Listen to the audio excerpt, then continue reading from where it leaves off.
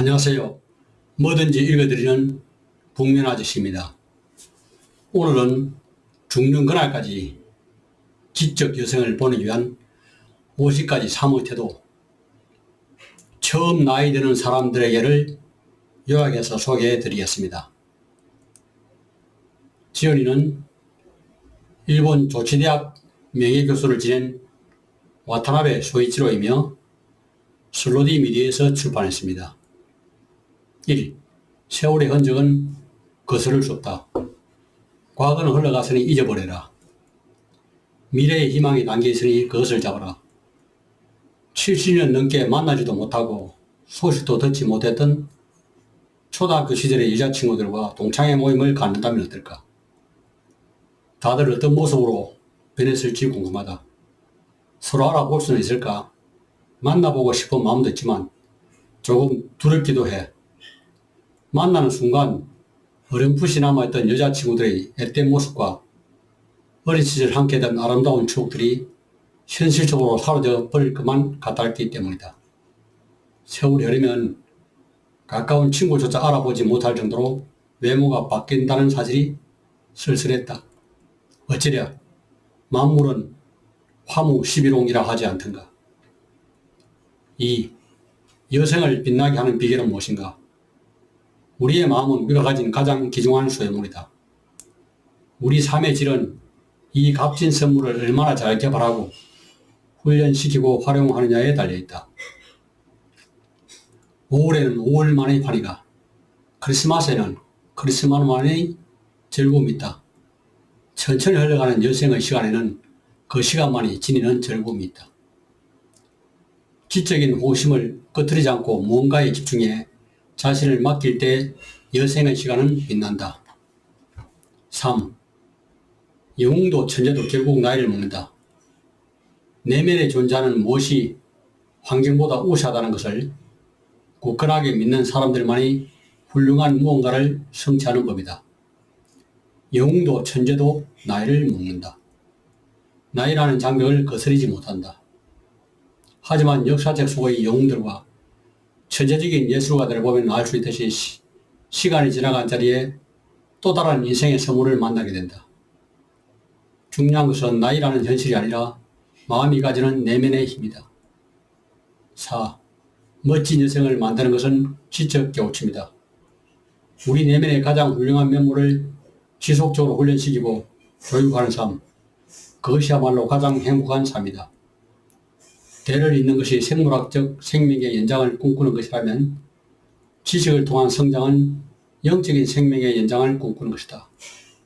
배움을 이어가며 그 안에서 깨우치고 자신을 풍요롭게 하는 것, 그것이 멋진 여성을 완성시키는 즐거움이다. 5. 노년에 새하지 않는 비결은 장년의 배움에 있다. 젊었을 때 배움을 게을리한 사람은 과거를 상실하며 미래도 없다. 청년에 배우면 장년에 큰 일을 도모한다. 장년에 배우면 노년에 새하여지지 않는다. 노년에 배우면 죽더라도 썩지 않는다. 6. 장년에 뿌린 씨앗은 여생을 풍요롭게 한다. 나는 그저 살아가기 위해 태어난 것이 아니다. 의미 있는 인생을 만들기 위해 태어난 것이다.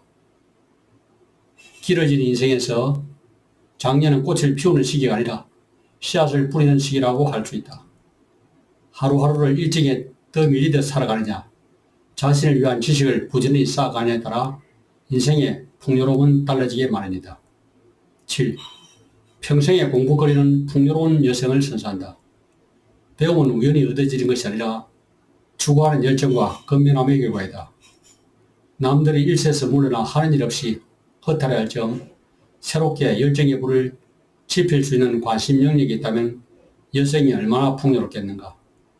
8. 지적 활동에 투자하는 여성을 꽃피운다. 만약 당신의 삶을 장대한 이야기로 만들고 싶다면 당신 자신이 작가이며 날마다 새로운 페이지를 쓸 기회가 있음을 깨닫는 것으로 시작하라. 매일 조금이라도 좋으니 관심 분야에 대한 공부를 지속하기 바란다. 이 세상에 투자 없이 얻을 수 있는 건 없다. 9. 즐기는 경지에 이르면 나이듦이 두렵지 않다. 우리가 마음 먹는다면 지금 이 순간 좋아하고 갈망하는 일을 할 수 있다. 논의 아는 자는 좋아하는 자에 미치지 못하고 좋아하는 자는 즐기는 자에게 미치지 못한다라는 말이 있다. 예술가에게 예술이, 학자에게 학문이 즐거움이 이르지 못한다면 그것이 진짜라고 할 수 없을 것이다. 10. 하고 싶은 일을 실컷 해볼 수 있는 시간. 인생에서 목표로 삼아야 할 것은 두 가지다. 하나는 원하는 바를 이루는 것, 또 하나는 그것을 즐기는 것이다. 누구에게나 젊은 시절부터 꼭 한번 해보고 싶다거나 한번 배워보고 싶은 분야나 관심사가 있다. 그러나 대부분 먹고 사는 일에 쫓겨 욕구를 억누르며 세월을 보내기 마련이다. 그런 이들에게 여생은 더없이 좋은 기회다. 11. 자해는 가정에서 시작된다. 모든 세대는 지난 유행을 비웃는다. 그러나 새 유행은 종교처럼 따른다. 이른바 남을 위한 봉사활동에 나서느라 정작 자신의 가족이 필요할 때는 곁에 있지 못하는 경우가 많다. 12. 자원봉사는 여생을 위로한다. 일단 하나의 인생길에 헌신하기로 결심을 했다면 세상에서 가장 강력한 힘의 우원을 얻은 셈이다. 우리는 그것을 마음의 힘이라고 부른다. 실천하면 스스로도 만족스럽고 칭찬까지 받는 행위. 만약 실천하지 않더라도 비난을 받지 않는 행위. 그것이 바로 자원봉사인 것이다. 13. 종교적 관심은 여생의 시황과 함께한다. 내게 신이란 우주 만물에 대한 나의 경외심이다. 95세쯤 되면 세상에 대한 미련이 남아있는 것일까? 신에 대한 의지하는 마음도 죽음에 대한 공포도 느껴지지 않는다고 한다. 14. 죽음에 대한 불안을 지적 자극으로 삼아라. 세상의 역사는 자기 자신에 대한 신념을 잃지 않는 몇몇 사람들의 역사다. 그러한 신념이 내부의 신청을 불러내며 그 어떤 일이든 할 수 있게 한다. 나이가 들면 젊은 날의 현실적인 고뇌와는 다른 심오한 고뇌와 불안 앞에 직면한다. 앞으로 인생 그리고 이후에 찾아올 죽음을 응시하며 살아가는 것이 나이 든 사람들의 운명이다. 15. 우물밖에 세계를 알아야 인생을 알 수 있다. 신념은 보지 못한 것을 믿는 것이며 그 신념에 대한 보상은 믿는 것을 보게 된다는 것이다. 이렇듯 인체의 신비는 해부학적인 제한, 즉 과학이나 의학의 영역을 초월할 때가 있다. 인간은 영혼을 짓고 있기 때문이다. 인간을 일컬어 만물의 영장이라고 부른다. 이 말은 우리 해부학적으로 설명할 수 없는 세계와 연결되어 있음을 의미하는 뜻이 담겨 있다. 16. 인생의 가을에 필요한 풍요로운 열매. 성공은 마음의 평화이며 마음의 평화는 도달할 수 있는 최상이 되기 위해 최선을 다했음을 아는 데서 오는 자기 만족의 결과다. 계절의 가을도 인생의 가을도 텅 비고 지겨워지는 일들이 늘어난다. 조금은 슬프지만 그것이 자연의 섭리이다. 그래서 인생의 가을을 성숙하고 풍요롭게 느끼기 위해서는 살면서 최선을 다해 이루어 놓은 것들이 있어야 한다. 이것이 인생의 가을에 열매가 필요한 이유다. 은퇴 후 평온한 마음으로 젊은 시절에 이루어놓은 모든 것들을 돌아보는 즐거움. 그것이 인생의 승리자만이 얻을 수 있는 값지고 소중한 열매다. 17. 세월의 흔적을 지나고 나서야 보이기 시작하는 것들. 헌신하는 기회의 힘을 아는 자만이 인생의 가장 뜻깊은 기쁨, 즉 진정한 성취감을 경험한다. 나이가 든다고 해서 무조건 계절과 자연의 변화를 예민하게 받아들이는 것은 아니다. 여기에는 세월의 흔적이 필요하다. 어느 날 갑자기 보이지 않던 것들이 보이기 시작한다. 그런 것을 보면 나이 들지 않고서는 결코 볼 수 없는 것들이 있는 것이 뜻하다. 18. 나이 듦은 자연의 건강한 일입니다. 우리는 나이가 들면서 변하는 게 아니다. 보다 자기다워지는 것이다. 봄부터 여름으로 넘어가는 시기는 육체를 단련하기에 알맞고 가을부터 겨울까지는 정신을 단련하는 데 알맞은 시기다. 19. 건강한 노년을 위해서 지켜야 할 세 가지. 위대한 성과는 힘이 아니라 인내의 산물이다. 세 가지: 쓰러지지 말 것, 감기에 걸리지 말 것, 의리에 얽매이지 말 것. 신체는 어느 정도 일상적인 스트레스가 필요하다. 그것이 우리를 건강한 삶으로 이끈다. 20. 나이 들수록 정신적인 자극이 필요하다. 사람들은 자신의 환경에 대한 개선을 열망하면서도 자기 자신에 대한 개선에는 기꺼이 나서지 않는다. 이것이 그들이 속박에서 벗어나지 못하는 이유이다. 이제 나의 고향은 내가 사랑하는 사람들과 살면서 마음을 나누는 곳, 지금 살고 있는 바로 이곳이다. 21. 고향을 추억으로만 남겨두어야 하는 이유. 인간은 환경의 피조물이 아니다. 환경이 인간의 피조물인 것이다. 고향이 더 이상 예전의 모습이 아니다. 첫사랑은 영원한 그림으로 마음 한편에 남겨두는 것처럼 고향 땅도 마찬가지다. 22. 지금 내가 사는 곳이 나의 고향이다. 성공적인 사람들은 원하는 환경을 찾는 자들이다. 만약 찾지 못한다면 스스로 만들어라. 23. 독서는 장수의 비결이다. 날마다 한 가지씩 새로운 것을 배워라. 그러면 결코 늙지 않으리라. 책을 읽고 글을 써온 세월만큼 독서와 장수는 밀접한 상관관계가 있다. 24. 전자책이 하나의 영양제라면 종이책은 맛있는 한 끼 식사다. 우리를 현명하게 만들어주는 두 가지 기본적인 것이 있다. 그것은 바로 우리가 읽은 책들과 우리가 만나는 사람들이다. 25. 죽음은 삶의 긴장을 내려놓는 순간 시작된다. 우리의 꿈과 삶의 형태를 결정짓는 기류는 우리가 날마다 길을 내는 태도와 마음가짐에서 나온다. 긴장에서 벗어나는 순간 육체와 정신이 무너지고 결국 사람이 무너진다. 진정한 운동자는 물질은 버리되 정신은 버리지 않는 사람이다. 26. 노년의 뇌세포를 변화시키는 독서. 한 차례 식사로 충분한 영양을 섭취할 수 없듯이 두뇌 역시 지속적이고 정기적인 충전을 필요로 한다. 정신을 긴장시키고 시간을 의미있게 보내기 위해서 독서보다 더 좋은 것이 없다는 사실을 절대 잊지 말라. 당장 텔레비전을 끄고 책을 손에 잡아보자. 가족의 시선과 여생의 시간이 달라질 것이다. 27. 독서를 통한 삶과 죽음에 대한 통찰. 배움을 멈추지 말라. 지속적이고 끝없는 향상을 위해 날마다 노력을 경주하라.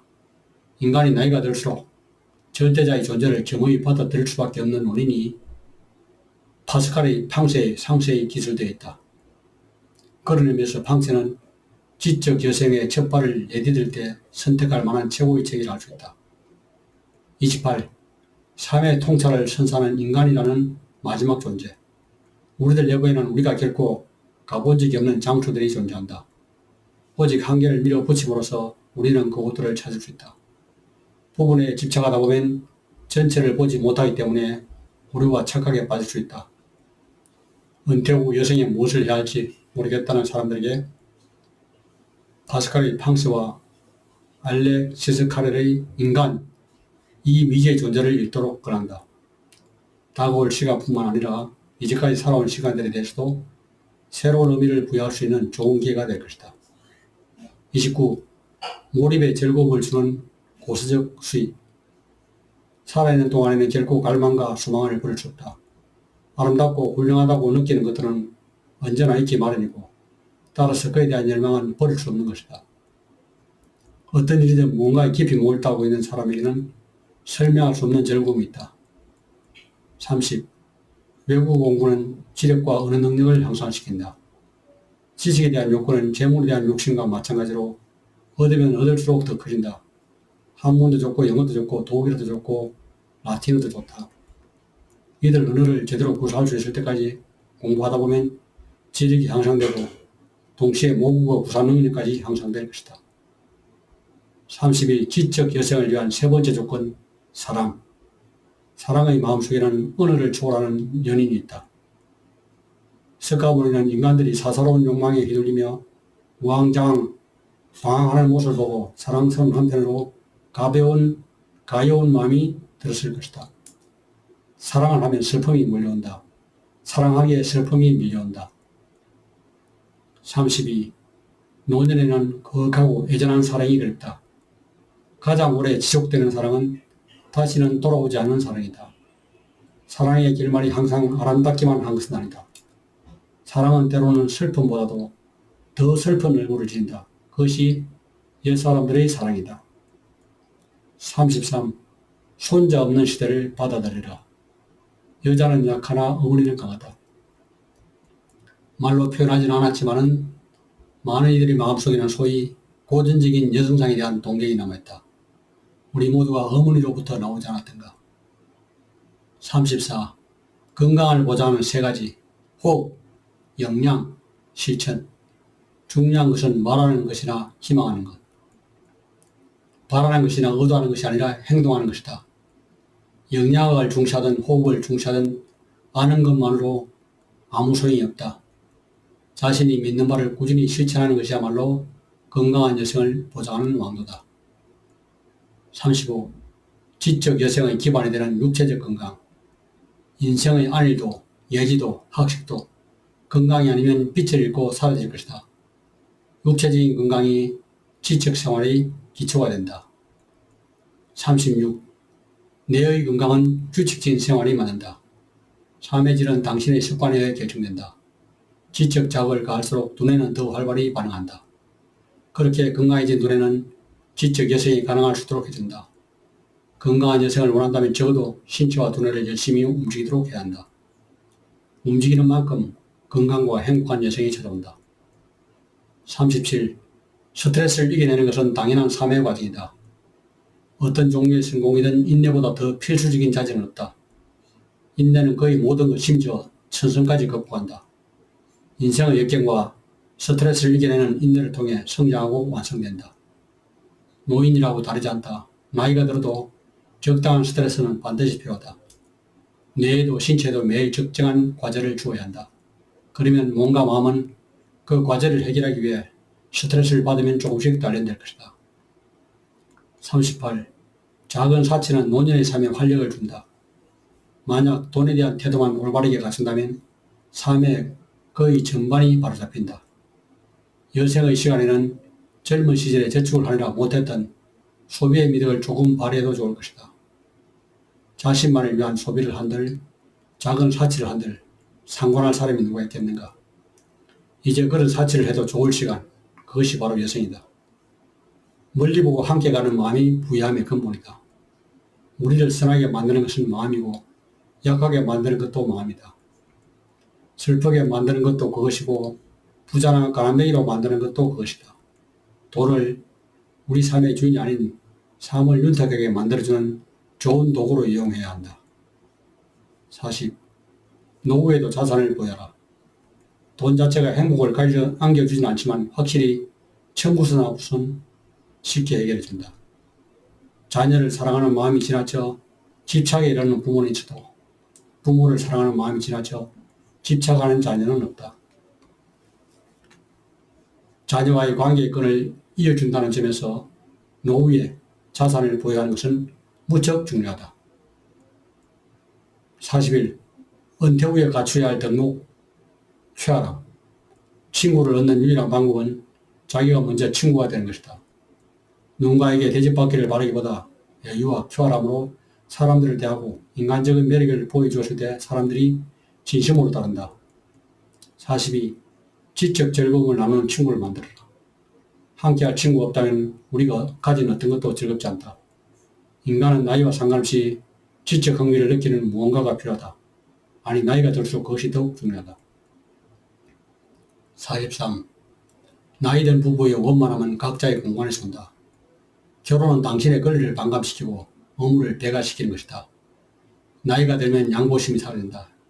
젊을 때는 충분히 양보할 수 있는 일도 나이가 들면 고집을 부린다. 오래된 부부에게는 개인의 건강이 주는 편안함이 필요하다. 나이든 부부에게는 적당한 거리가 원만한 관계를 유지하는 비결이다. 44. 젊은 시절의 추억이 노부부의 유대감을 높인다. 나는 최소한 생의 마지막 순간에 삶을 되돌아보며 이렇게 후회하지는 않을 것이다. 좀 더 많은 것들을 해봤더라면 좋았을걸. 여행도 젊고 바쁜 시절에 다녀와야 아름답고 즐거운 추억이 된다. 바쁜 시간을 쪼개어 어렵사리 마련한 후가에게 서로에 대한 고마움을 느낀다. 두 사람이 함께 공유하는 추억들이 부부간의 유대감을 돈독히 해준다는 것을 잊지 마라. 45. 나이와 함께 시간의 질이 달라진다. 시간의 걸음걸이에는 세 가지가 있다. 미래는 주저하면서 다가오고 현재는 화살처럼 날아가고 광어는 영원히 존재했다. 강은 언제나 같은 흐름인데 인간이 강물보다 빠르게 걷고 있을 때는 물살이 느려 보이고 지쳐서 응시할 때는 빠르게 느껴진다. 그 이유는 카멜은 바로 내면의 시간 때문이라고 한다. 젊은 날에는 시간이 천천히 흘렀다. 그러다가 나이를 먹고 나니 점점 더 빨리 흘러간다. 노화의 시작은 시간 흐름이 전부 다 빨라졌다고 느껴질 때부터다. 46. 늦게 자고 늦게 일어나는 습관을 들여라. 시간을 지배할 줄 아는 사람이 인생을 지배할 줄 아는 사람이다. 은퇴 후에도 하고 싶은 일이 많은 사람은 늦게까지 잠을 잔다. 반대로 은퇴 후에 할 일이 없는 사람은 아침 일찍 일어나 밖을 돌아다니며 주어진 시간이 줄어들기를 바란다. 중요한 것은 신체 리듬에 맞춰 생리적인 시간을 유용하게 활용하는 것이다. 아침에 움직여야 한다는 광고에서 벗어나 자연스럽게 자신의 몸의 리듬에 따르면 된다. 그것은 여성을 즐기는 사람들의 특권이기도 하다. 47. 인생, 깨우침을 향해 걷는 여정.